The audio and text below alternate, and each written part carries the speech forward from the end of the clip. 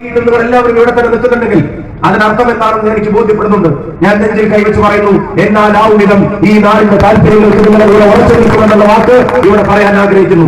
നിങ്ങൾ എന്നെ തെരഞ്ഞെടുത്ത് പാർലമെന്റിലേക്ക് അയച്ചാൽ അവിടെ സമയം കളയാൻ പോയിരിക്കുന്ന ഒരാളായി ഞാൻ മാറില്ല. പറയേണ്ടത് പറയാനും ചോദിക്കേണ്ടത് ചോദിക്കാനും ചോദിച്ചു വാങ്ങാനും ഈ നാടിന്റെ ശബ്ദമായി പ്രവർത്തിക്കാൻ ഞാൻ ആഗ്രഹിക്കുന്നു. ഇതിനു മുമ്പ് പാലക്കാട്ടെ ജനങ്ങളാണ് എന്റെ നിയമസഭയിലേക്ക് തെരഞ്ഞെടുക്കപ്പെട്ടത്. ആ ജനങ്ങളോട് നീതി പുലർത്താൻ പരമാവധി ഞാൻ ശ്രമിച്ചിട്ടുണ്ട്. ആ ജനതയും കേരളീയ പൊതുസമൂഹവും ആഗ്രഹിക്കുന്ന വിഷയങ്ങൾ കേരളത്തിന്റെ നിയമസഭക്കകത്ത് പറഞ്ഞിട്ടുണ്ട്.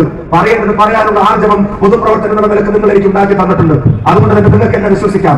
ഞാൻ തീർത്തു പറയുന്നു, എന്നാലാവും വിധം ഈ നാടിന്റെ കൂടെ ഉണ്ടാവും. ഞാൻ ഉറപ്പിച്ചു പറയുന്നു, ഈ നാടിന്റെ ശബ്ദമാവും. ഞാൻ ഉറപ്പിച്ചു പറയുന്നു, ഈ നാടിന് വേണ്ടത് കൊണ്ടുവരാൻ നമുക്ക് ഒരുമിച്ച് ശ്രമിക്കാൻ കഴിയും. ചെറുപ്പക്കാരുടെ കയ്യിലേക്ക് ബോംബ് കൊടുക്കാനല്ല, ചെറുപ്പക്കാരുടെ കയ്യിലേക്ക് വാൾ കൊടുക്കാനല്ല, ചെറുപ്പക്കാരുടെ കയ്യിലേക്ക് കത്തി കൊടുക്കാനല്ല, ചെറുപ്പക്കാരുടെ കയ്യിലേക്ക് പുസ്തകം കൊടുക്കാൻ, ചെറുപ്പക്കാരുടെ കയ്യിലേക്ക് പേന കൊടുക്കാൻ, ചെറുപ്പക്കാരുടെ കയ്യിലേക്ക് ബോൾ കൊടുക്കാൻ, ചെറുപ്പക്കാരുടെ കയ്യിലേക്ക് ബാറ്റ് കൊടുക്കാൻ ഒരുപാട് ചരിത്രമുള്ള ഈ മണ്ണ്, ഈ കെട്ടിൽ ഉൾപ്പെടെയുള്ള ഒരുപാട് ചരിത്രമുണ്ട്.